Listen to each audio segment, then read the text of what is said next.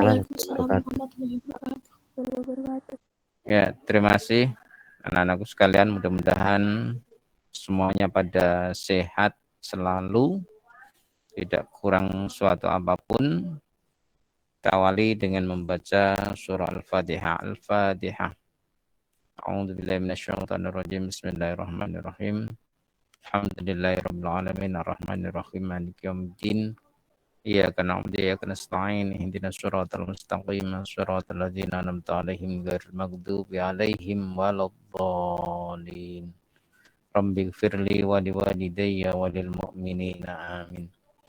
Raditu billahi rabban wa bil islami dina wa bi Muhammadin nabiyya wa rasula. Rabbi zidni ilma warzuqni fahma amin ya rabbal alamin. Anak-anakku sekalian, 9B hasil dari tryout MKKS ada di antara 9B yang baru mengikuti ya kemarin ya. Ada juga yang telah lalu dan evaluasi untuk nilai, yaitu ada yang sudah bagus, ada juga yang kurang ya, masih kurang. Semestinya di 9B kalian bisa mendapatkan nilai 90 lebih. Itu harapan saya.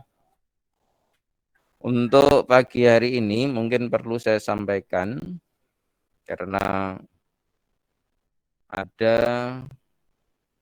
di antara materi-materi tersebut yang belum dibuka ya, belum dibuka atau belum dipelajari. Tapi ini pada hari ini saya akan coba sampaikan kisi-kisi yang agak detail ya, kisi-kisinya agak detail terkait dengan masalah sejarah. Tapi nanti kalian silahkan cari materinya ya. Saya akan sampaikan mana words-nya. Kebanyakan yaitu tidak bisa menjawabnya itu karena pengetahuannya atau mungkin belum banyak dibaca. Itu kebanyakan tidak mau baca apa yang menjadi tugas-tugas dari siswa tersebut. Padahal di saat membaca dengan baik, dengan teliti, insya Allah jawaban itu akan benar atau betul. Masih seputar tentang ayat ya, masih seputar tentang ayat, itu masih juga ada kelemahan di 9B, yaitu di saat menjelaskan makna, ditanya tentang makna dari ayat, masih ada juga jawaban-jawaban yang salah, padahal di situ sudah agak jelas ya, jelas makna ayat. Contoh seumpama kalau ayat berbicara tentang makanan ya, ya kalian bisa cermati dari arti. Contohnya saya sampaikan fakulu mimma razaqakumullahu halalan thayyiba washkuru ni'matallahi in kuntum iyyahu ta'budun. Kalau ditanya kandungan ayat di atas, yang tepat adalah berarti kita harus melihat apakah di situ ada kalimat perintah atau tidak. Seumpama, maka makanlah yang halal lagi baik dari rezeki yang telah diberikan Allah kepadamu. Dari sini aja kan sudah bisa kita pahami. Kalau ada kata makanlah, berarti itu merupakan suatu perintah. Ya, walaupun di belakang ada halalan thayyiban, makna halalan thayyiban itu yang halal lagi bergizi. Di pilihannya, di optionnya bisa jadi mengutamakan gizi dalam makanan terlebih dahulu, atau memilih makanan yang memiliki cita rasa yang tinggi, memilih makanan yang menyehatkan. Ini hampir sama ya, hampir sama. Kalau kita hanya melihat halalan thayyibannya saja. Tetapi kita kadang lepas dari kata perintahnya. Fakulu mimma razaqakumullah. Ini perintah memakan makanan yang halal dan baik. Itu contoh. Di soal yang lain yaitu di saat mengartikan terjemah lafdhiyah. Insyaallah kelas 9B saat itu untuk terjemah lafdhiyahnya itu sudah luar biasa. Banyak yang dapatkan nilai 100 ya karena hafal saat itu. Mudah-mudahan di ujian ini juga masih hafal ya. Jangan sampai saat itu hafal terus di saat ujian nanti malah lupa atau tidak ingat sama sekali terkait dengan materi yang ada. Contoh di ayat wa ibadur rahman ya. Apa arti wa ibadu? Ar-Rahman itu apa? Yamsuna itu apa? Alal ardi itu apa? Haunan apa? Ya. Kan sudah jelas di ayat terkait dengan kita harus rendah hati. Bukan rendah diri ya. Kita harus rendah hati di saat ada orang-orang yang bodoh menyapa kita, maka kita qalu salam, kita mengucapkan selamat, kita tetap mendoakan. Di wa ibadu, apa artinya wa ibadu? Siapa tahu? Masih ingat? Artika, coba artika. Wa ibadu itu apa artika?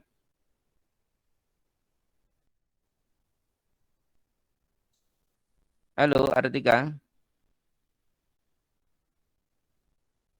Dengar suara saya? Halo. Angga Brilian?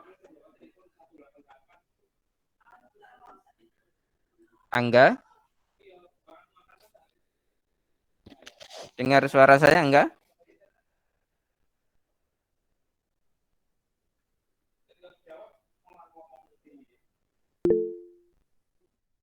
Mutia? Halo, Mutia? Ya, Pak. Dengar ya suara saya ya. Apa artinya wa ibadu? Wa ibadu. Ingat enggak? Apa ya? Lupa saya, Pak. Ntar. Lupa. Ega, ingat Ega Arli. Ya, Pak. Apa artinya wa ibadu? Dan hamba-hamba Ar-Rahmani yang maha pengasih. Pengasih. Kalau haunan? Apa ya, Pak? Lupa, Pak. Lupa ya. Haunan. Dian, Zafir, coba. Haunan apa haunan?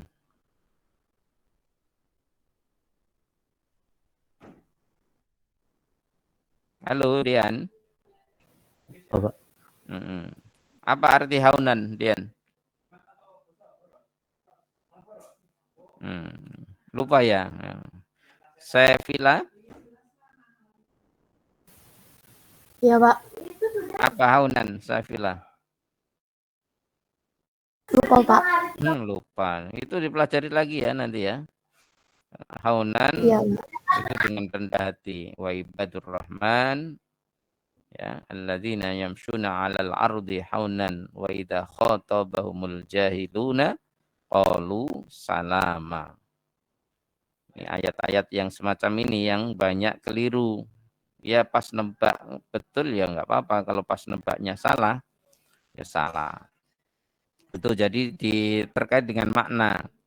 Kalau tajwid kemarin sudah banyak yang betul ya. Alif lam samsiah, alif lam qamariyah di kelas ini banyak yang rata-rata betul untuk tajwidnya. Terus tajwid yang nun sukun juga Sudah betul.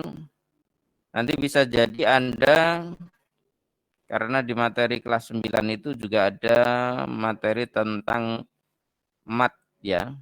Mat itu ada dua, mat tabi'i sama mat far'i. Siapa tahu ada yang guru yang bikin soal berbeda tapi terkait dengan tajwid yang ada di kelas di kelas 7, 8 dan 9 karena tajwidnya ini secara umum. Kita coba yang mat tabi'i. Ini dasarnya kan harus tahu mat tabi'i itu apa. Coba Alif Aditya. Ya, Pak. Kapan bacaan itu disebut mat tabi'i, Rip? Kalau ada huruf Huruf apa? Ayo.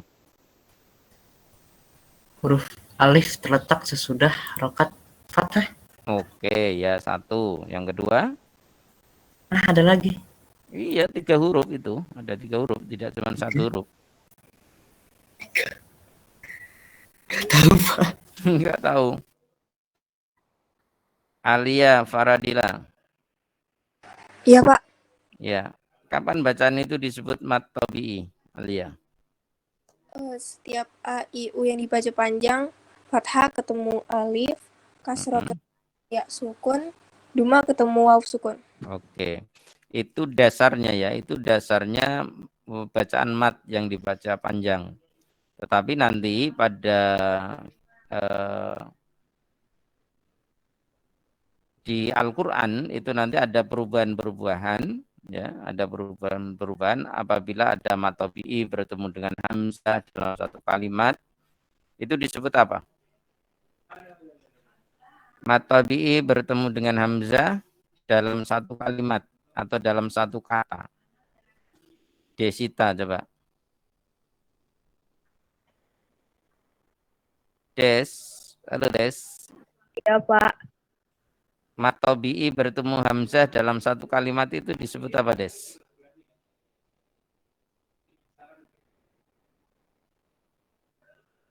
Lupa ya. Adelia?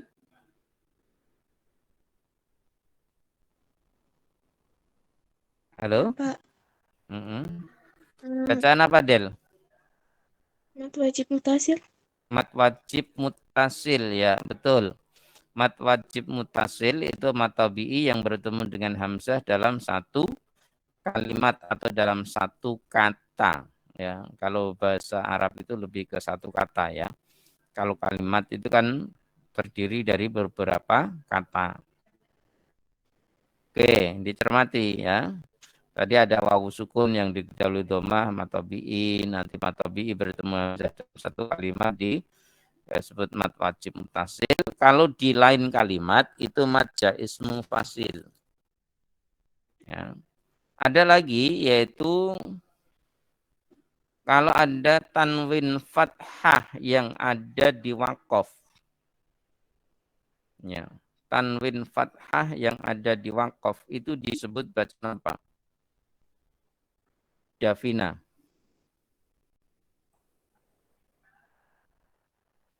Udah.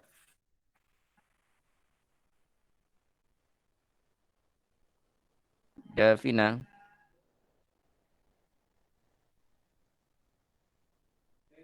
Halo Davina. Iya, Pak. Disebut apa? Tanwin fathah yang ada di waqaf. Ingat enggak? Sausan. Coba. Tanwin fathah di waqaf. Mat. Apa Farik? Farik Oktav. Mat iwat. Iya, ma'iwat. Betul Farik ya. Diingat yaitu apabila ada tanwin fathah yang ada di waqaf, ajron aldiman. Ya, tulisannya kan gitu, ajron aldiman, maka dibaca ajron aldima, 2 harokat itu. Itu namanya mat iwat. Ya, diingat-ingat. Bisa jadi ada itu ya. Bisa jadi ada. Oke, tajwid ini makna dari ayat. Kalau kalian sudah tahu surah Al-Baqarah ayat 153 tentang apa, ini jelas terkait dengan arti kandungan ayat di atas. Yang tepat adalah coba ayat.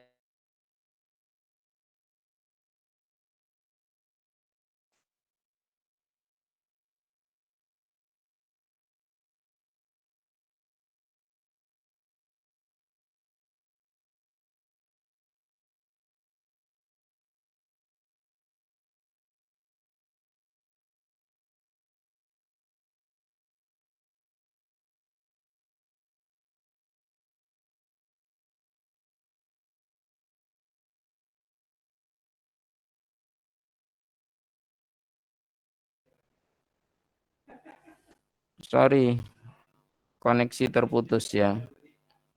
Sudah kedengaran lagi ya? Halo, terdengar? Coba surah Al-Baqarah ayat 153. Ya ayyuhalladzina amanu ista'inu bis-sabri was-shalah. Innallaha ma'as sabirin. Berisi tentang apa ini? Siapa yang bisa jawab? Oh, Nabila Az-Zakiyah. Coba Nabila. Yang baru masuk. Iya, Pak. Iya. Ayat tersebut berisi tentang apa, Bil? Orang-orang yang sabar Allah beserta sama orang-orang yang sabar. Itu kan berarti nanti paling tidak intinya kalian cari yang ada perkataan terkait dengan orang yang sabar. Contoh, di sini mintalah pertolongan kepada Allah dengan sabar dan salah. Ista'inu itu. Orang yang beriman harus jadi penyabar. Ini kan enggak kurang pas kan seumpama. Kesabaran dan sholat perbuatan orang yang mulia. Nah, tanda-tanda orang beriman adalah penyabar. Itu yang pas, yaitu terkait dengan permintaan kita kepada Allah, yaitu dengan cara sabar dan sholat, karena lebih lengkap lagi. Itu difahami.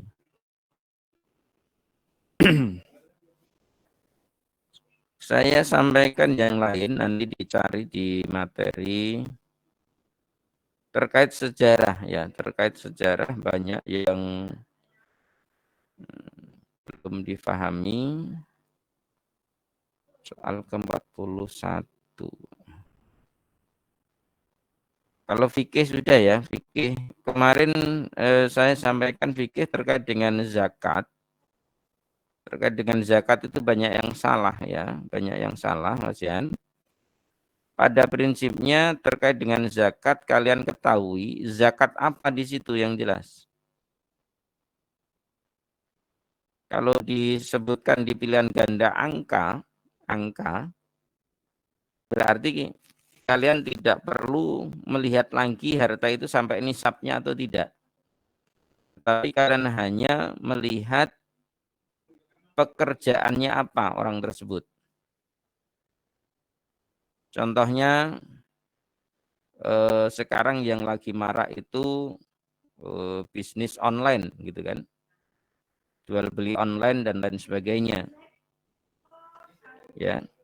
Di saat bisnis online mendirikan bisnis online, ternyata seseorang itu mempunyai harta kekayaan sebesar 150 juta dalam 1 tahun. Ya, karena maju usahanya sehingga dia mendapatkan 150 juta. Berapa zakat yang harus dikeluarkan? Pertanyaan kan sangat mudah. Kalian tidak perlu mencari ini sudah sampai nisab atau tidak, tetapi kalian tinggal mencari kalau pebisnis, orang yang jual beli itu masuk di zakat. Zakat apa ini? Siapa yang bisa jawab? Orang yang bisnis online itu masuk dalam kategori zakat apa? Rahma Alia, coba Rahma Alia. Iya, Pak. Ya.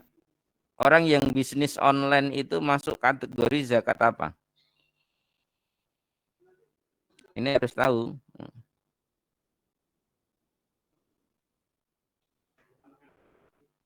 Rasha Azian. Iya Pak. Orang yang bisnis online itu masuk kategori di zakat apa?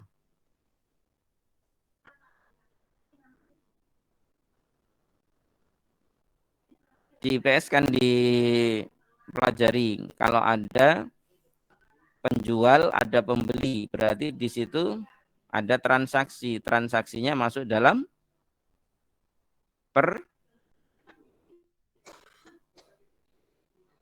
Perdagangan Pak. perdagangan. Iya. Nah, itu harus tahu di situ.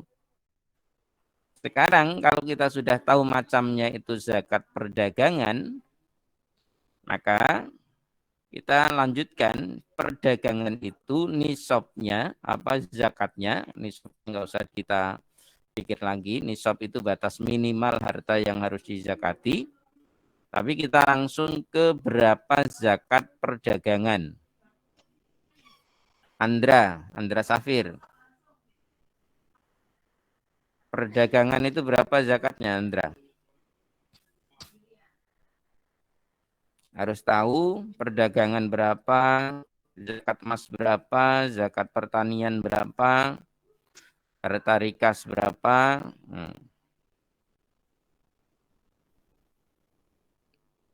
Coba Andra. Ya Pak, Untuk zakat perdagangan berapa Andra?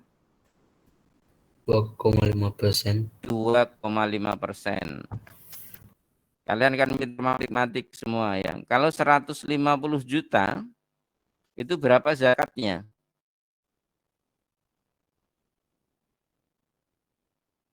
Yo, siapa ini yang bisa jawab? Ini ahli matematiknya siapa ini? 3.750. 3.750. Nah, pantas ya Rizky Fajar nih, ahli matematik kita. 3.750. Langsung gitu aja. 150 juta kali 2,5%. Nah, itu. Kalau nanti ada soal lagi selama pertanian ya, pertanian nanti dengan harga gabahnya, tahu gabah kalian ya, padi ya, harga padinya atau harga berasnya sekian, maka kalian jumlahkan dulu. Dia punya beras 5 ton gitu kan. Kalikan per kilonya berapa harga beras tersebut atau gabah tersebut, ketemu total hartanya, maka tinggal dikalikan. Pasti di situ ada keterangan terkait dengan zakat pertanian, itu airnya apakah dari air hujan atau airnya beli. Karena akan berbeda. Di saat airnya itu beli, maka 5% zakatnya. Tapi kalau airnya itu dari air hujan, maka di situ pasti zakatnya 10%. Itu ya yang menjadi perhatian kita di saat perhitungan zakat. Kalian sudah pinter ngitung zakatnya, sudah pinter ya, hitung-hitungannya bagus, tapi yang perlu diketahui ketentuan-ketentuan dalam zakat itu. Nih. Ya. Oke. Kita lanjut. Ini yang banyak. Terkait dengan kisi-kisi seperti halnya yang di tryout pertama, yaitu yang tarikh yang sejarah, nanti kalian coba lihat siapa saja yang pernah menentang dakwahnya Rasulullah di saat Rasulullah menyampaikan dakwahnya. Dipelajari berarti dakwah Rasulullah Shallallahu Alaihi Wasallam di Mekah maupun di Madinah. yang menentang siapa? Terutama dari keluarga Rasulullah sendiri, yaitu kan keluarga paman Rasulullah ada yang tidak mau beriman, ya, tidak mau beriman karena apa? Karena juga tidak dibukakan hatinya oleh Allah Subhanahu wa taala untuk mendapatkan hidayah. Yang lain yaitu dalam penalaran kisah yang disampaikan perjuangan Rasulullah seumpama di kota Taif saat Rasulullah dilemparin batu oleh penduduk Taif saat itu mendapatkan cacian, mendapatkan makian, ya. Tapi Rasulullah Shallallahu Alaihi Wasallam tetap bersabar, yaitu malah Rasulullah mendoakan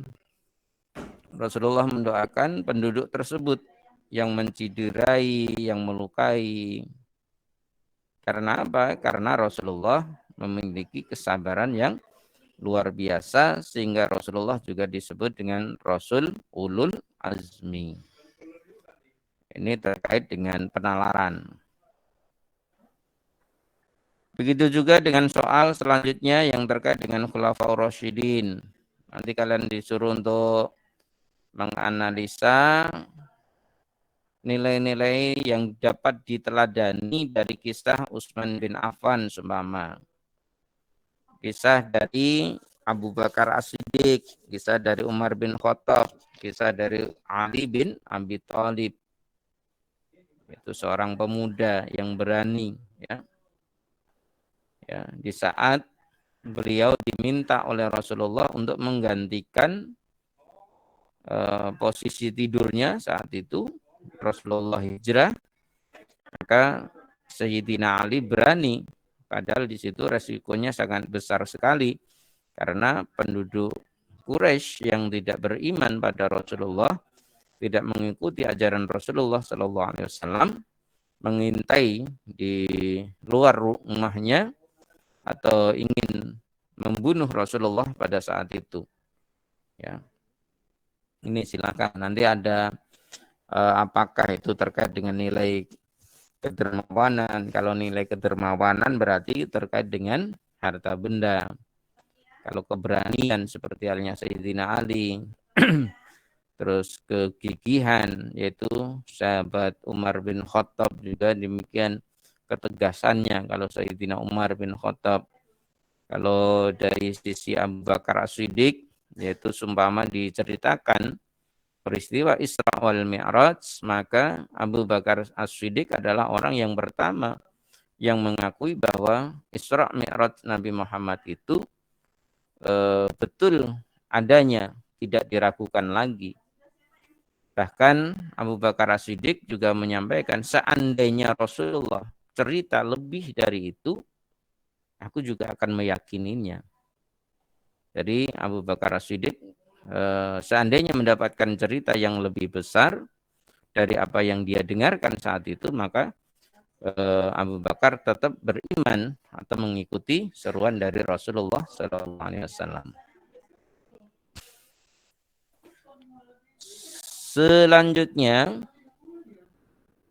Selanjutnya berdasar ini ilmuwan Muslim dan karyanya di masa Bani Umayyah. Ya. Nanti silahkan kalian cari ilmuwan Muslim dan karya-karyanya di pelajaran kelas 8 ya.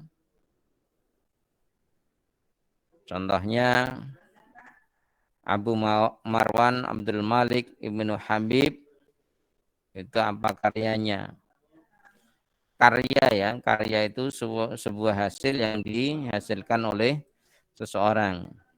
Mungkin berupa buku yang berjudul ini karyanya. Yang lain nanti di masa Bani Umayyah, masih di masa Bani Umayyah, akan ditampilkan biografi salah seorang khalifah yang mana kalian diminta nanti untuk bisa menyampaikan, yaitu untuk menjawab terkait dengan kebijakan-kebijakan yang ada yang sangat revolusioner. Revolusioner itu yang mungkin belum pernah dilakukan oleh khalifah sebelumnya.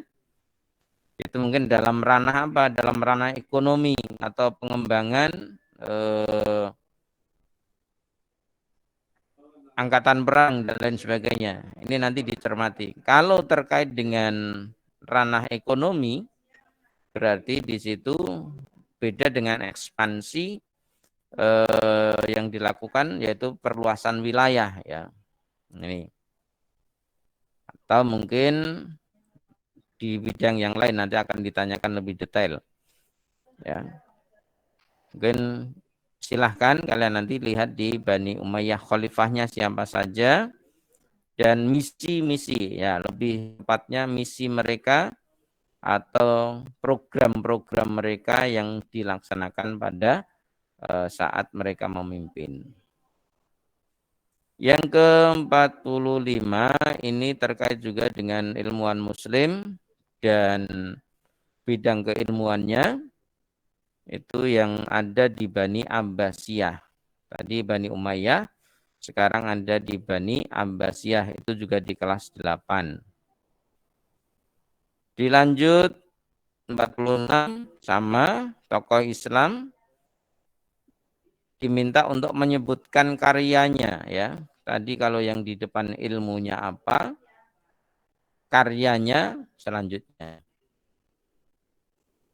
47 ini masih terkait dengan sejarah di Abbasiyah, yaitu ditampilkan satu tokoh, ya, satu ilmuwan muslim, nilai-nilai yang diteladani itu apa, ya. Dari pengembangan yang mereka lakukan, dari penelitian yang mereka lakukan, nilai yang dapat kita teladani itu apa saja. 48 ini terkait dengan masuknya Islam di Nusantara. Melalui apa saja, bisa perdagangan, bisa budaya, bisa ini alkulturasi budaya, yaitu percampuran antara budaya yang ada di daerah tersebut, di Nusantara ini, digabungkan dengan budaya muslim. Contoh Sunan Kalijaga, yaitu menggunakan wayang, yaitu Sunan Bonang, menggunakan gamelan. Ini apa? Untuk menarik masyarakat pada saat itu yang masih kental dengan budaya-budaya lokal mereka. Tapi isinya sudah diganti dengan isi yang bernafaskan Islam. Oke, habis ya waktu ya. 45. Oke, sedikit lagi. 49 itu tentang tradisi Islam di Nusantara juga, yaitu nanti cermati perayaan sekaten itu di mana, dukderan itu di mana, gerbek besar, ada gerbek maulid, ini kerobok maulid itu ada di daerah mana. Itu. 50 yaitu apa tujuannya tradisi-tradisi itu dilakukan, ya. Ini disampaikan nanti ilustrasi terkait tradisi dan diharapkan siswa itu nanti bisa menunjukkan tujuan tradisi itu dilakukan. Oke, terima kasih anak-anakku sekalian, mudah-mudahan ini bisa bermanfaat. Saya minta kalian untuk bisa membaca bukunya, materinya. Insya Allah nanti bertemu kalian di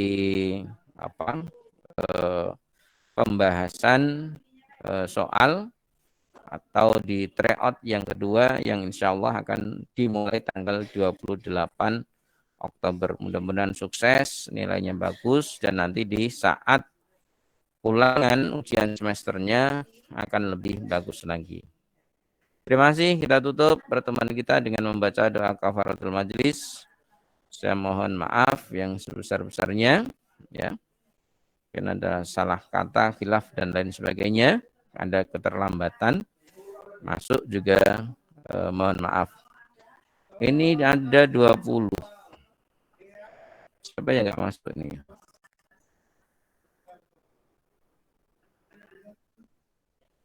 Afif, Izin, terus siapa lagi? Oke aja. Oke. Sip. Terima kasih. Kita tutup dengan membaca doa kafaratul majlis. Subhanakallahumma wa bihamdika asyhadu an la ilaha illa anta astaghfiruka wa atubu ilaik. Assalamualaikum warahmatullahi wabarakatuh.